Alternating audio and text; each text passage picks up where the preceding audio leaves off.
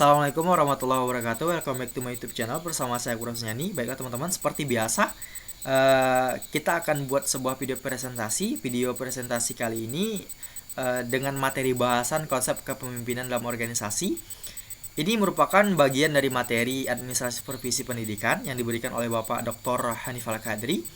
Untuk perkenalan di awal, perkenalkan saya Kurang Senyani dengan NIM 19045054. Saya dari jurusan Geografi Fakultas Ilmu Sosial. Nah, mungkin itu saja untuk perkenalan di awal. Selanjutnya, saya akan menyampaikan terkait fokus bahasan yang akan saya sampaikan pada kesempatan kali ini. Saya petakan terlebih dahulu apa-apa saja yang akan saya sampaikan. Yang pertama itu terkait teori dalam kepemimpinan. Kemudian yang kedua itu pengertian dari kepemimpinan. Yang ketiga ada syarat pemimpin. Yang keempat ada cara pemimpin yang baik ataupun ciri-ciri pemimpin yang baik. Yang kelima ada jenis pemimpin, dan yang terakhir ada perbedaan antara kepala dan pemimpin. Oke, langsung saja untuk tidak memperpanjang waktu, kita masuk ke poin bahasan yang pertama, yakni teori kepemimpinan.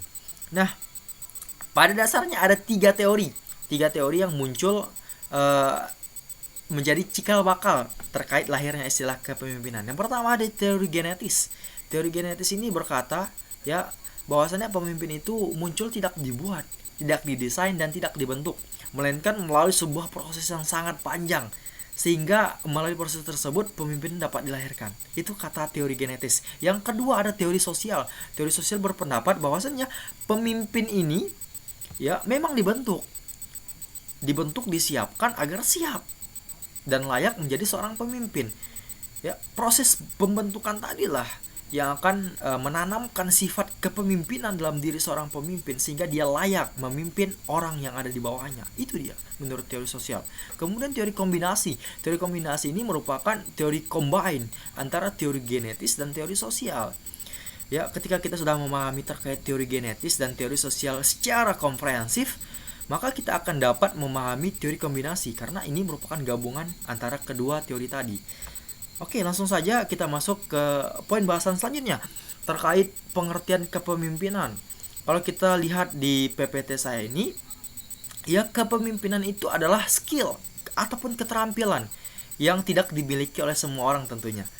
Karena tidak semua orang bisa memimpin orang lain, akan tetapi semua orang adalah pemimpin. Terlebih khusus bagi dirinya sendiri.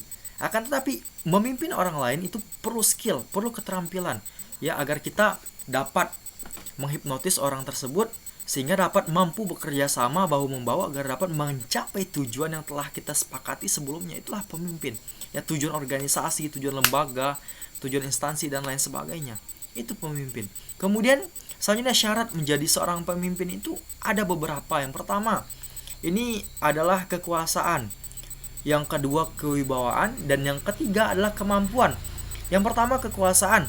Ya, jadi seorang pemimpin itu harus punya lembaga, instansi atau lain sebagainya yang memberikan wewenang kepada pemimpin tadi. Ya, ketika wewenang itu telah diberikan, maka dia akan mempunyai dasar hukum untuk menggerakkan orang-orang di bawahnya untuk bekerja bersama. Ya, seperti yang saya katakan tadi, untuk mencapai tujuan organisasi, instansi dan sebagainya. Itulah kita harus punya wewenang terlebih dahulu. Misalnya kata sederhana itu mandat lah. Mandat dari lembaga. Nah, selanjutnya adalah kewibawaan. Kewibawaan ini tentunya sebagai seorang pemimpin kita harus mempunyai keunggulan, kelebihan, ya keutamaan yang tidak dimiliki oleh orang-orang sekitar kita. Karena menjadi seorang pemimpin ini adalah menjadi seorang yang istimewa. Karena kita setidaknya mempunyai poin lebih dibandingkan orang lain. Itu dia.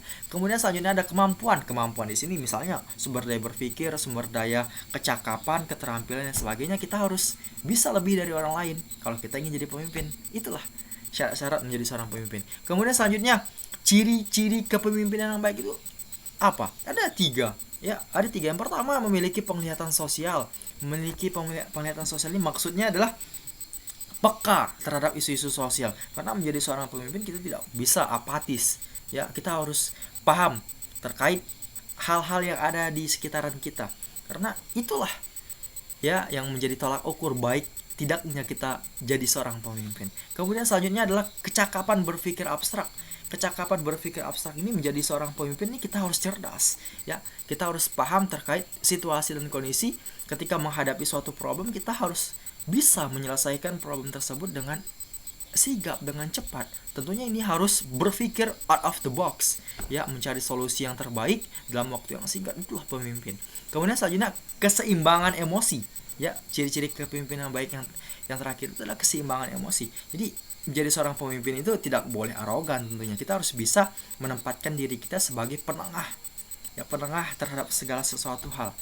Karena itulah pemimpin, ya. Selain menjadi inisiator penggerak di lembaga atau instansinya, dia juga harus bisa memiliki keseimbangan dalam berpikir, bertindak, sehingga bisa menengahi segala sesuatu yang terjadi di lembaga yang dipimpinnya.